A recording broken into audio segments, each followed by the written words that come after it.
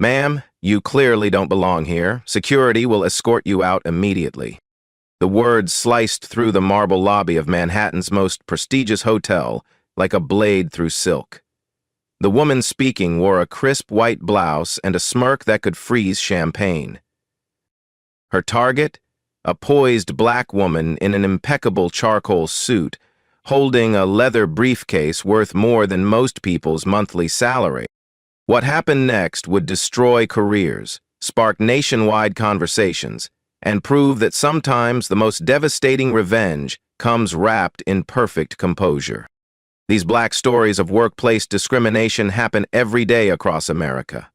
But this particular moment would become one of those real-life stories that changes everything. Have you ever been judged by your appearance before anyone knew your qualifications? What this woman did next will restore your faith in justice. 3:07 p.m., the Meridian Grand Hotel, Manhattan. Diana Carter adjusted her Hermes briefcase and checked her Patek Philippe watch.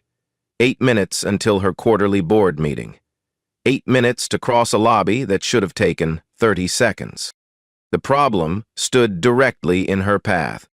Brittany Walsh, the hotel's guest services manager, had planted herself between Diana and the executive elevator bank like a designer-dressed sentinel. Her blonde hair was pulled into a severe bun that matched her expression. "Excuse me," Diana said, her voice carrying the quiet authority of someone accustomed to being heard. "I need to access the executive floors." Brittany's eyes traveled from Diana's shoes to her briefcase, lingering with obvious skepticism. "The executive floors are restricted to registered guests and authorized personnel only." "I understand the policy. Do you?" Brittany's smile was razor thin. "Because our clientele expects a certain atmosphere. I'm sure you can appreciate that." Around them, the lobby hummed with afternoon activity. Business travelers checked their phones. Tourists snapped photos of the crystal chandeliers.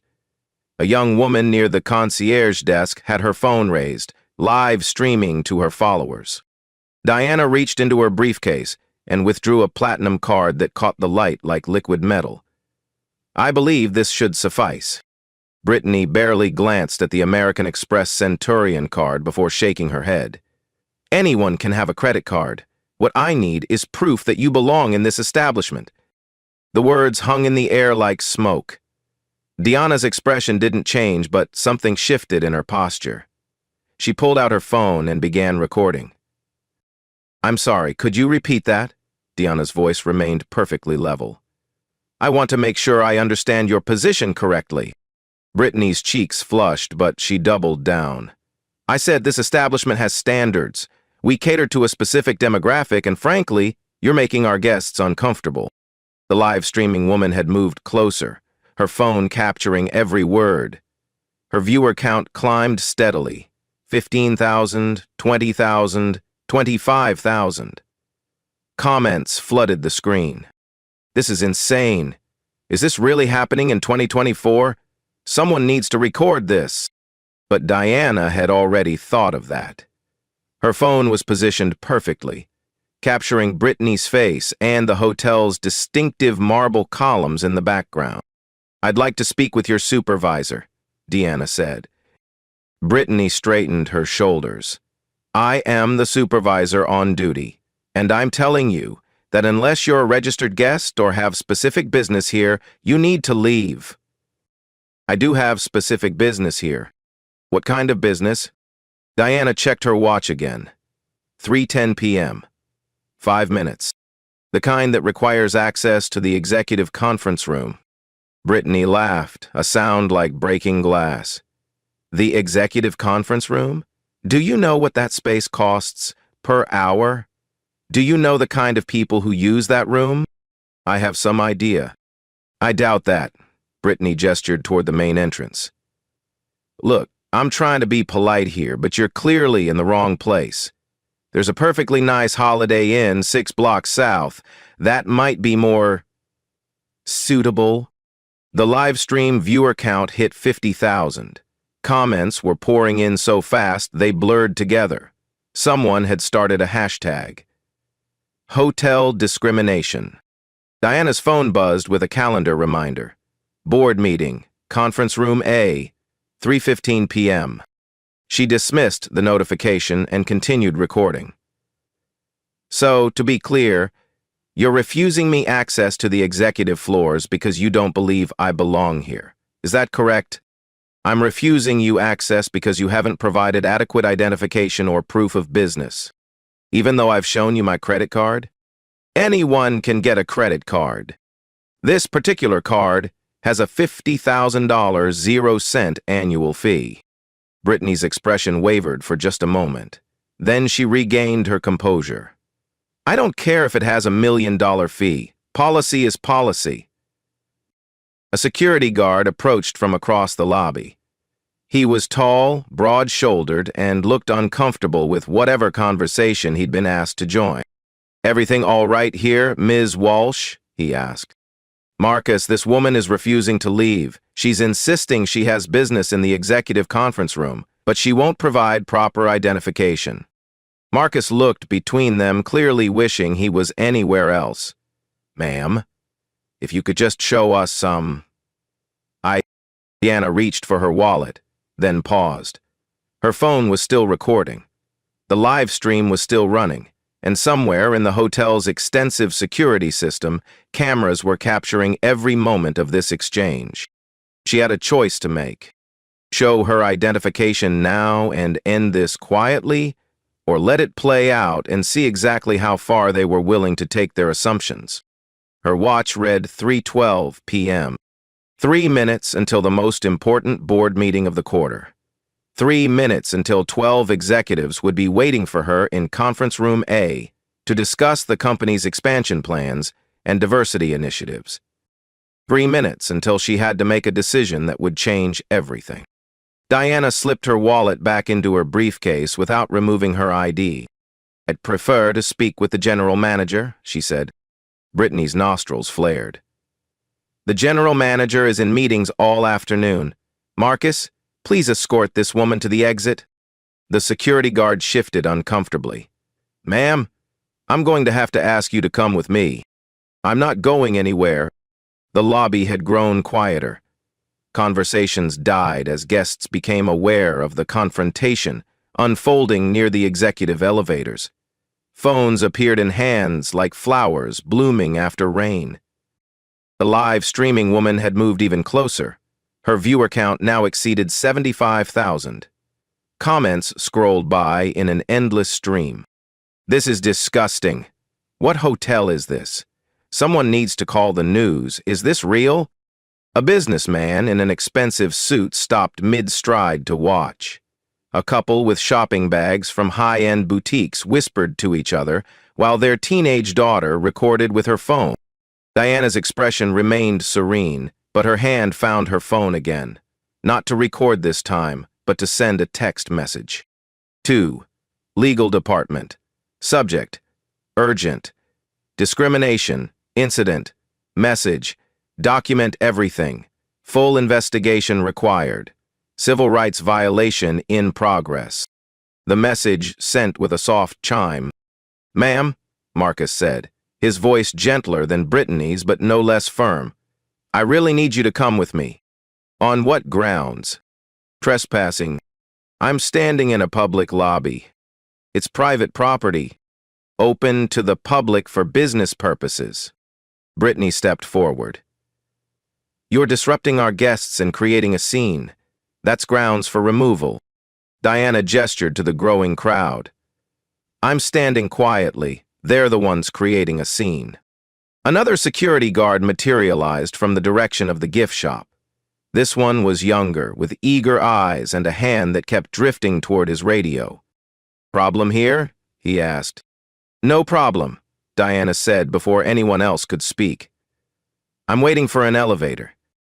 She's been asked to leave, Brittany snapped, multiple times, and I've explained that I have business here. The young security guard, his name tag read Trevor, looked to Marcus for guidance. Marcus looked tired. Ma'am, what kind of business? A board meeting. Trevor laughed before he could stop himself. A board meeting? Here? Conference room A, 15th floor. The laughter died. Trevor's eyes darted to Brittany, who had gone very still.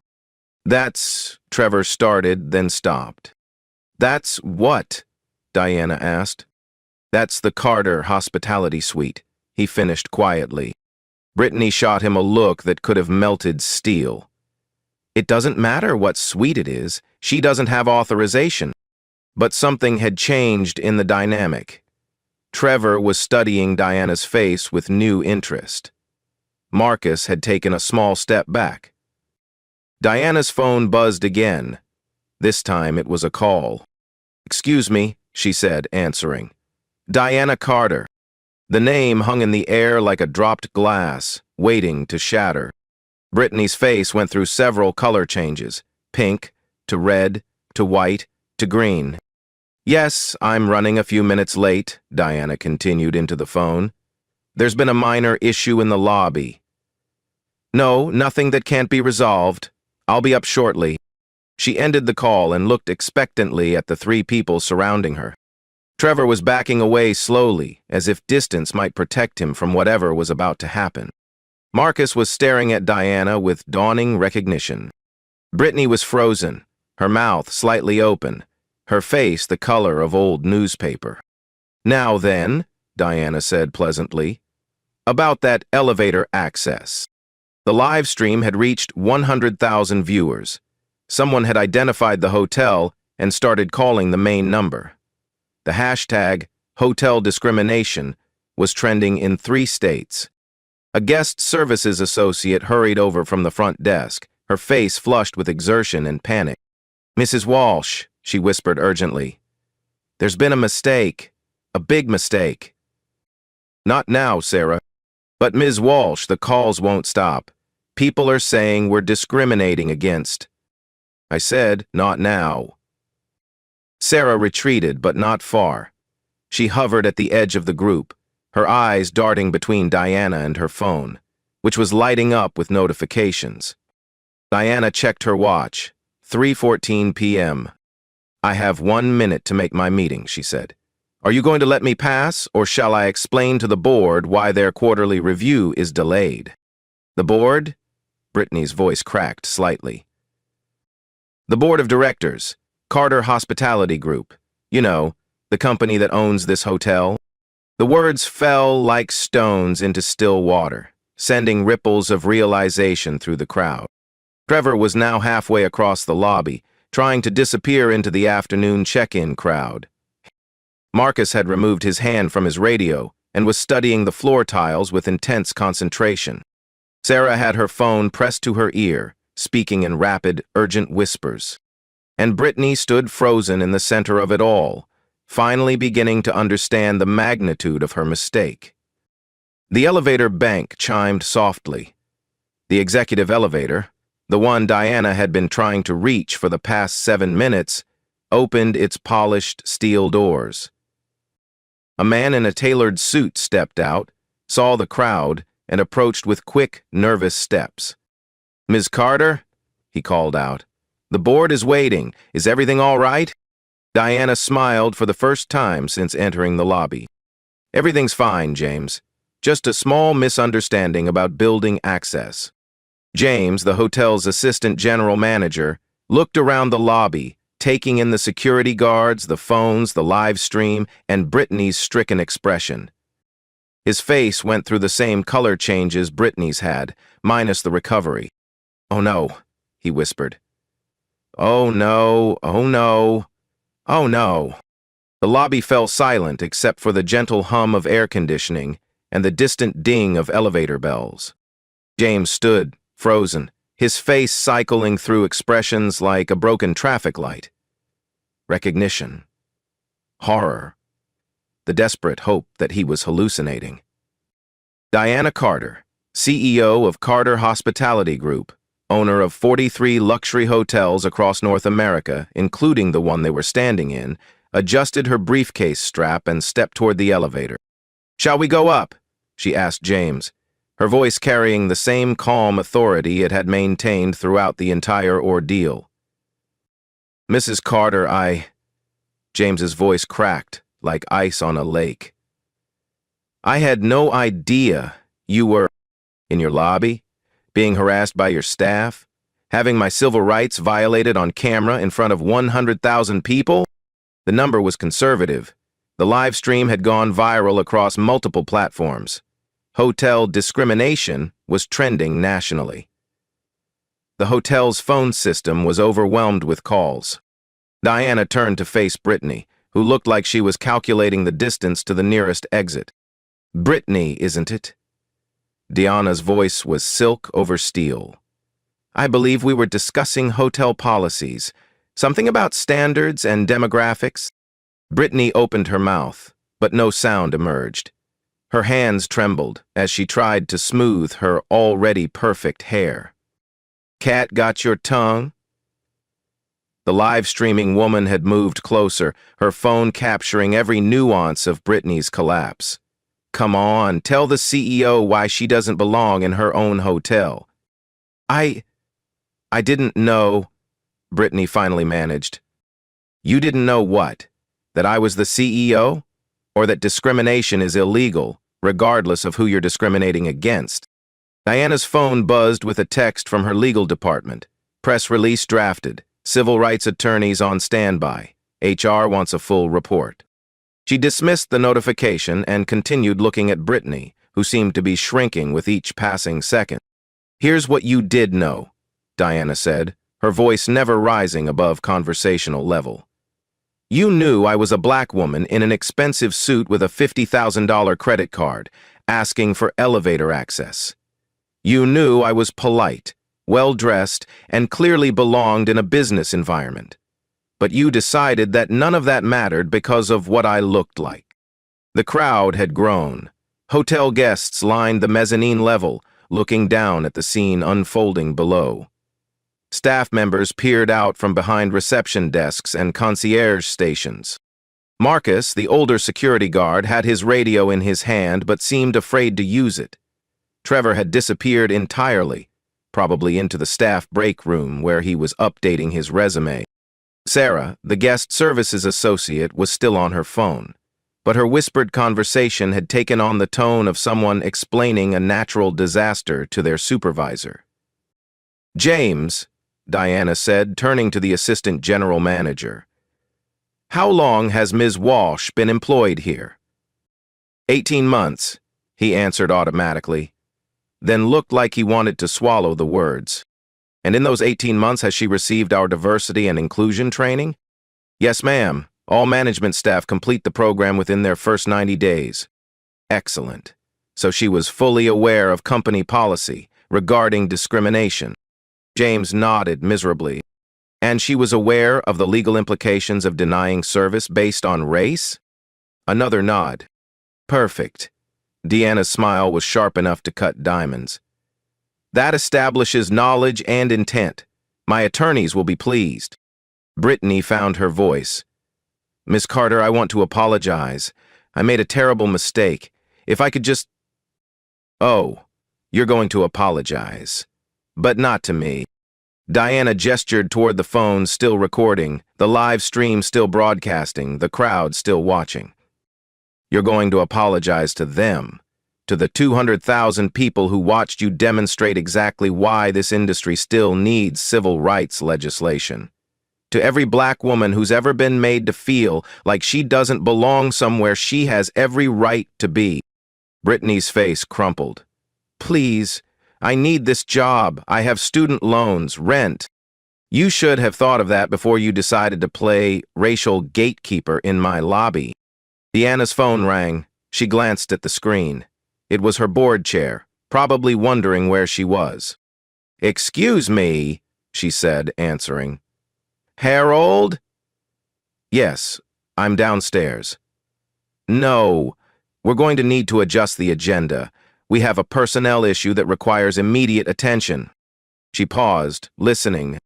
Yes, it's being live streamed. No, I couldn't have planned better publicity for our diversity initiatives if I'd tried. We'll discuss it upstairs. She ended the call and looked around the lobby one more time. The crowd had tripled in size.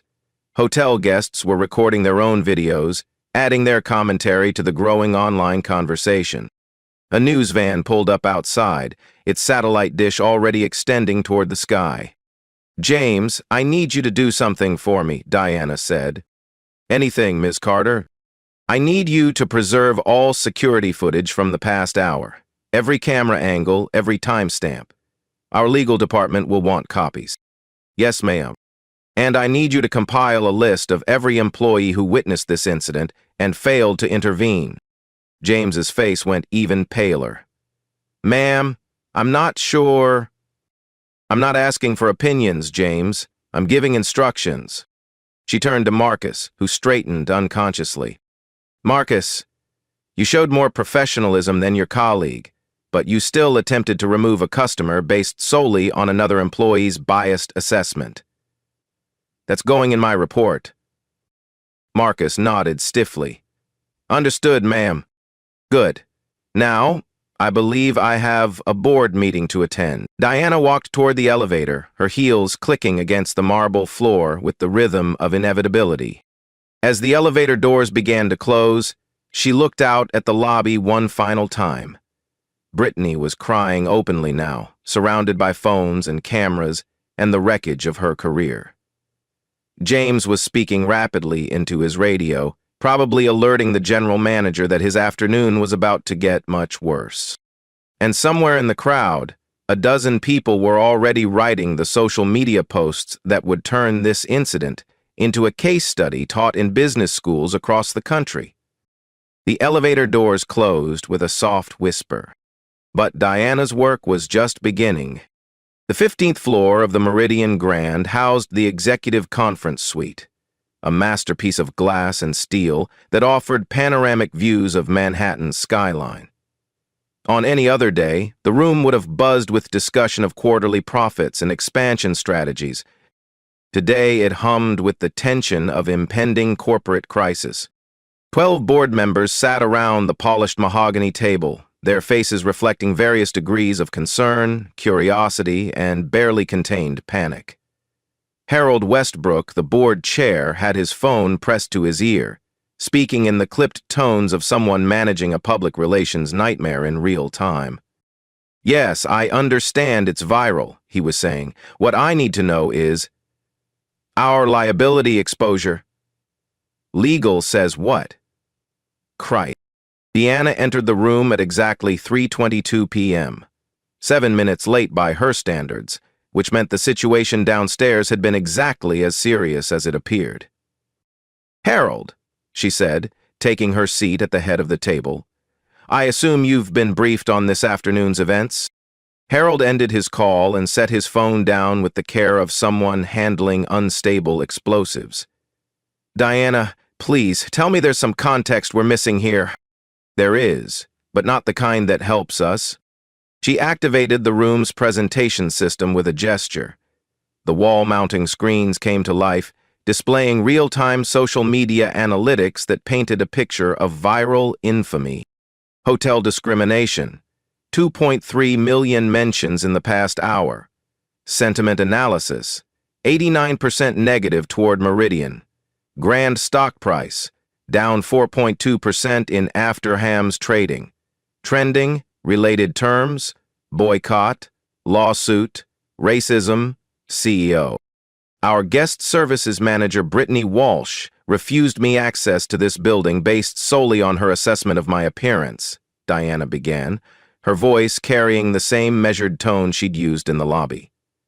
She explicitly stated that I didn't belong here, suggested I try a Holiday Inn instead, and had security attempt to remove me. Board member Patricia Chen raised her hand slightly. "Diana, surely there was some misunderstanding." "Patricia, there were no misunderstandings.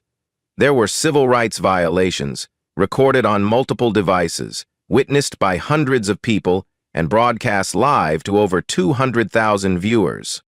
She clicked to the next slide, which showed a breakdown of legal exposure. "Our attorneys have identified 14 separate causes of action under federal civil rights law: the Civil Rights Act of 1964, the Civil Rights Act of 1968, New York State Human Rights Law, and New York City Human Rights Law. The room fell silent except for the whispered curse from Harold. Potential damages range from $500,000, 0 cents, to $2,300,000, 0 cents, not including punitive damages, attorney fees, or settlement costs, Diana continued. That's assuming we can keep this out of federal court.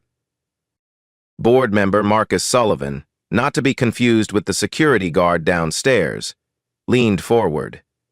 What are our options for damage control? Limited. Diana clicked to the next slide. The incident was live-streamed by multiple parties. Traditional crisis management strategies are ineffective when the evidence is already public and permanent. The screens now displayed a cascade of social media posts, news articles, and commentary pieces that had appeared in the past hour.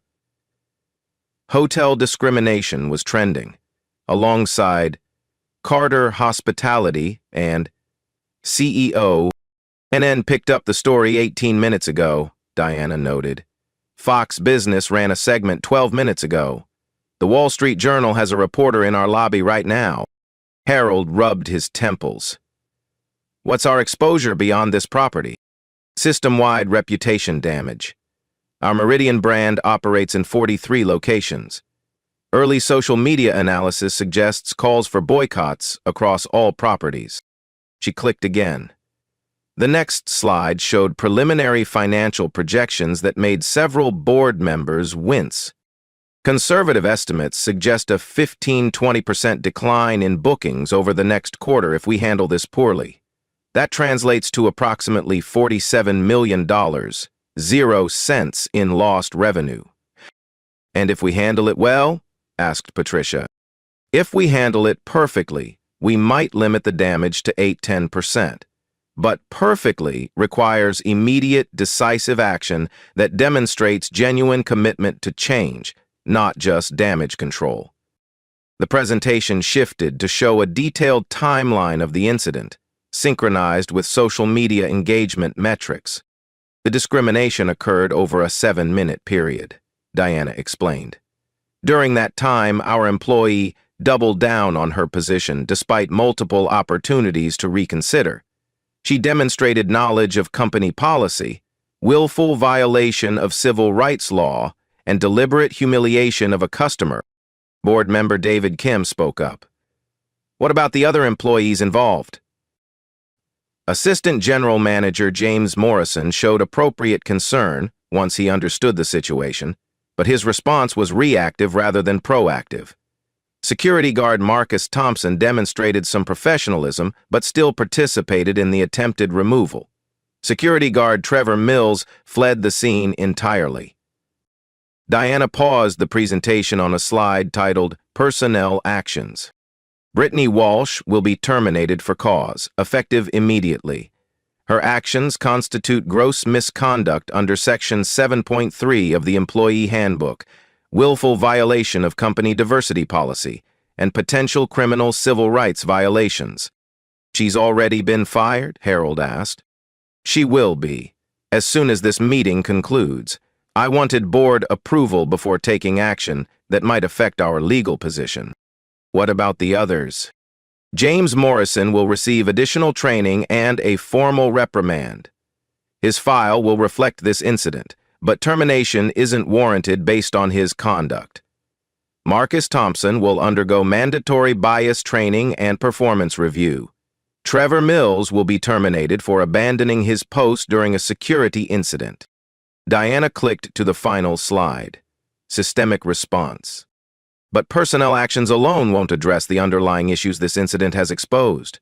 We need comprehensive policy reforms that demonstrate our commitment to preventing future discrimination. The board leaned forward as Deanna outlined her strategy. First, immediate implementation of a zero-tolerance discrimination policy with a 24-hour anonymous reporting hotline. Second, mandatory quarterly bias training for all management staff, with annual certification requirements. Third, installation of AI-powered monitoring systems in our security cameras to flag potential discrimination incidents in real time.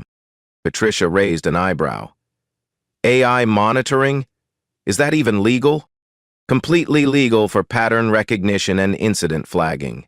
We're not recording conversations or violating privacy. We're identifying behavioral patterns that suggest discriminatory treatment. What's the cost?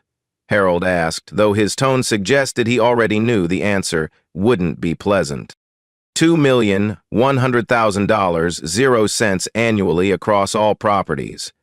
But consider the alternative. Our potential liability for this single incident exceeds that figure. Diana stood and walked to the window, looking down at the crowd of reporters and protesters that had gathered on the sidewalk below. This incident happened because we failed to create systems that prevent discrimination, she said. We relied on policies and training that clearly weren't sufficient.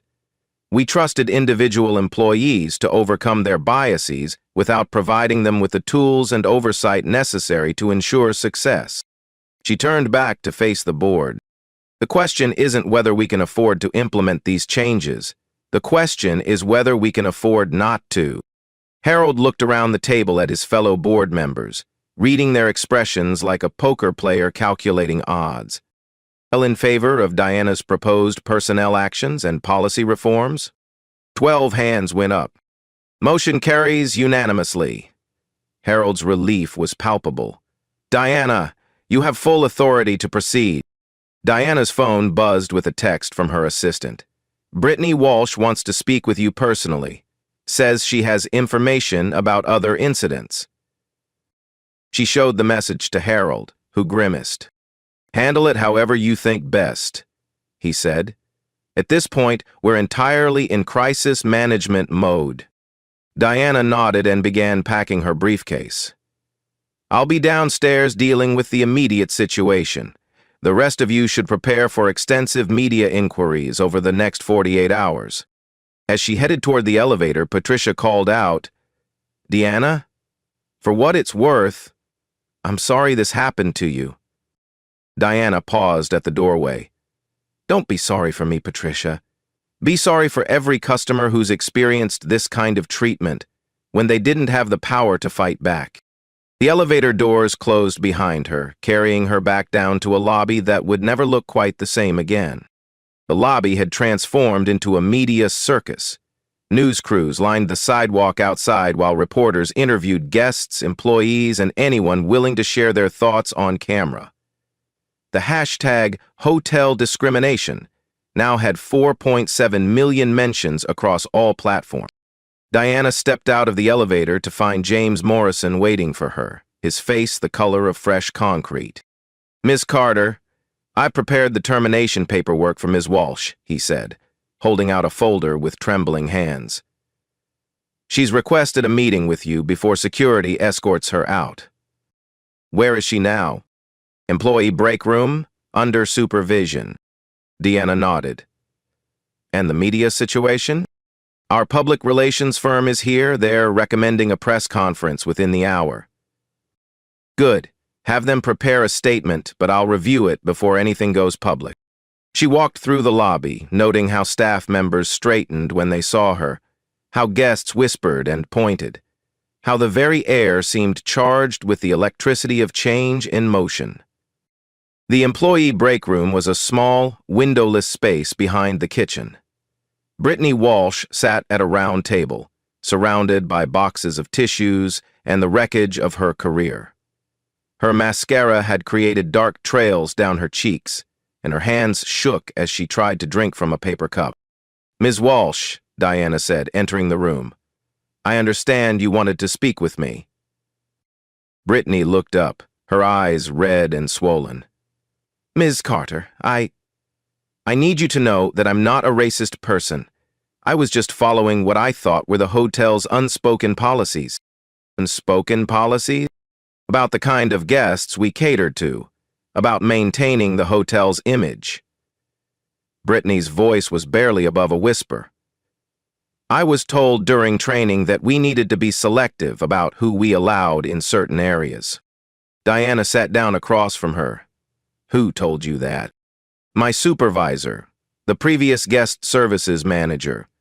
She said that wealthy guests expected a certain environment. Did she use those exact words? She said we needed to be careful about letting the wrong kind of people into the executive areas, that it could affect our reputation and our revenue. Diana pulled out her phone and began recording. I need you to repeat that exactly as you remember it. I don't want to get anyone else in trouble. Ms. Walsh, you're already in legal jeopardy for civil rights violations. Your cooperation in identifying systemic issues might be the only thing that prevents a federal investigation of your personal conduct. Brittany's hands stilled. What do you mean, federal investigation? The Department of Justice takes civil rights violations very seriously, especially when they're recorded and broadcast to millions of people. You could face criminal charges, personal liability, and federal prosecution. The color drained from Brittany's face. But if I cooperate? If you provide complete information about discriminatory practices and policies, our legal department will consider that cooperation when determining how to proceed.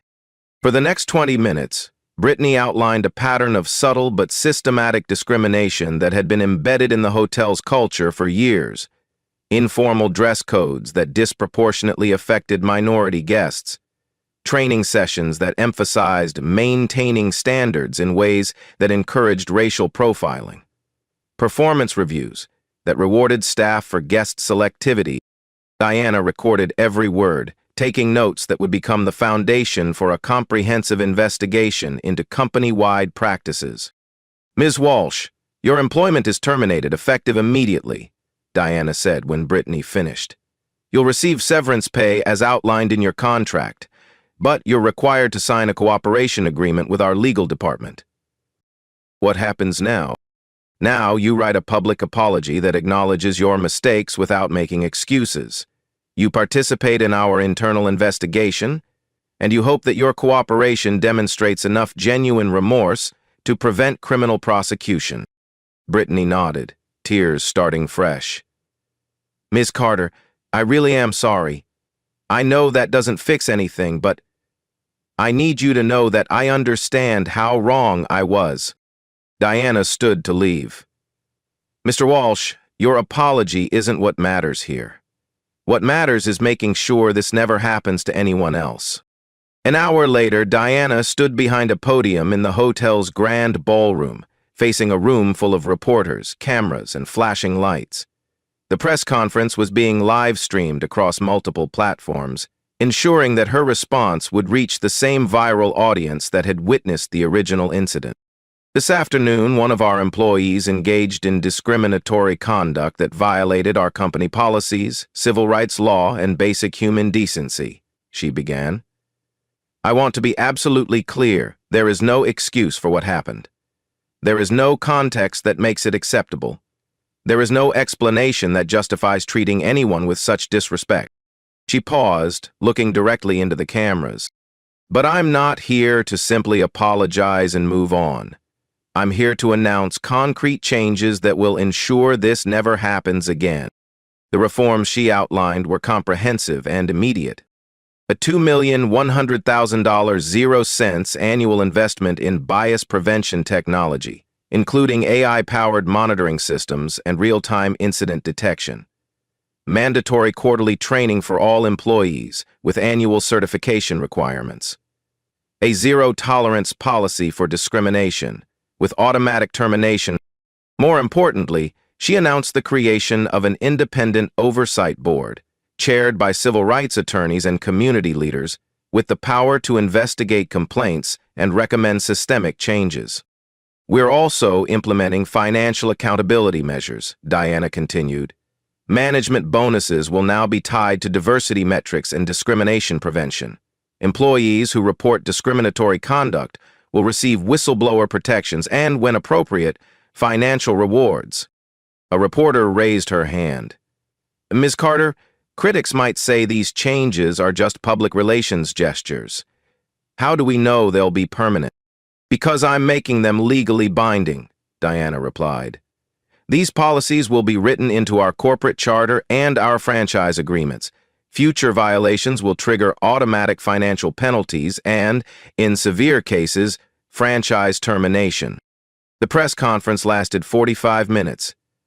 Diana answered every question with the same directness she'd used in the lobby, acknowledging the company's failures while outlining specific steps for improvement.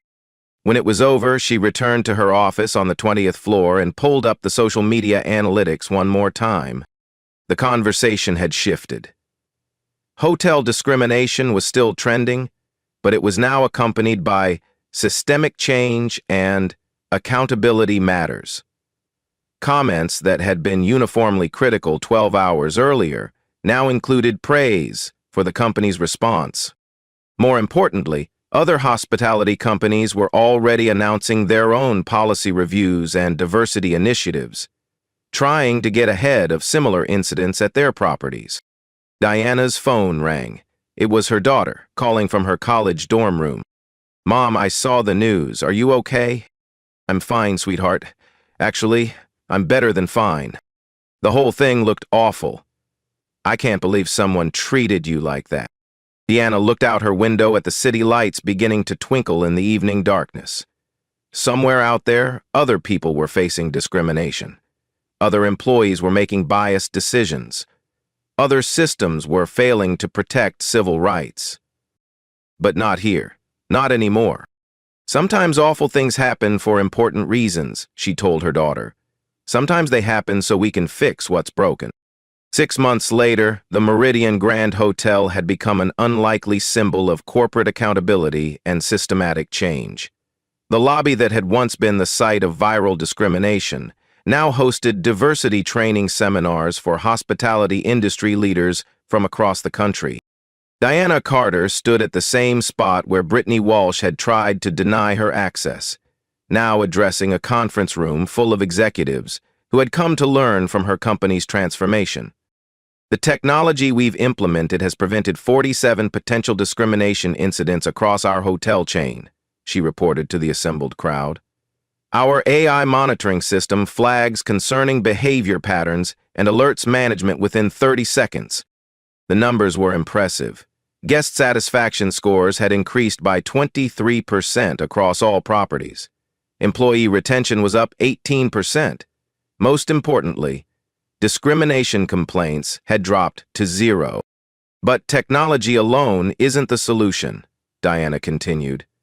"Cultural change requires sustained commitment at every level of leadership." The reforms had spread far beyond Carter Hospitality Group. Within 3 months of the viral incident, 16 major hotel chains had implemented similar monitoring systems. The Hospitality Industry Diversity Council, formed in direct response to the Meridian Grand incident, now included representatives from over 200 companies. Brittany Walsh had become an unexpected advocate for change. Her public apology video, viewed over 10 million times, included a detailed explanation of how unconscious bias training had helped her recognize her mistakes. She now worked for a nonprofit organization focused on bias prevention in customer service industries. "I was never taught to see my own prejudices," she said in a follow-up interview 6 months later. "The incident at the Meridian Grand was horrible, but it forced me to confront who I really was and who I wanted to become." The financial impact had been significant, but ultimately positive. Despite initial stock price drops and boycott threats, Carter Hospitality Group's revenue had increased by 12%, as travelers specifically chose hotels known for their inclusive policies. Harvard Business School now used the Meridian Grand incident as a case study in crisis management and systematic reform. Students analyzed how Diana's measured response had transformed a potential corporate disaster into a catalyst for industry-wide change. The key lesson, according to Professor Sarah Chen's business ethics course, is that true leadership requires the courage to address systemic problems rather than individual symptoms. The live stream that started it all had been archived by the Smithsonian's National Museum of African American History and Culture as an example of how social media could drive civil rights progress in the digital age. These touching stories of transformation remind us that real-life stories of discrimination, while painful, can become powerful catalysts for justice. Black stories like Diana's demonstrate that strategic thinking, and systematic change create more lasting impact than anger or revenge. Diana's approach had proved that the most effective response to prejudice wasn't emotional retaliation, but intelligent restructuring of the systems that allowed discrimination to flourish. Power isn't about punishment, she often said in her speaking engagements. It's about creating environments where everyone can thrive. The viral moment that could have destroyed careers and damaged reputations had instead spawned life stories of growth, learning, and genuine progress. Now it's your turn to make a difference. Share your own experiences with workplace discrimination in the comments below. Have you witnessed bias in customer service? Have you been treated unfairly because of your appearance or background? Subscribe for more inspiring stories of people who transformed prejudice into progress. Hit that notification bell and share this video with someone who needs to see that justice is possible when we fight bias with brilliance, not just outrage. Together, we can create a world where everyone truly belongs.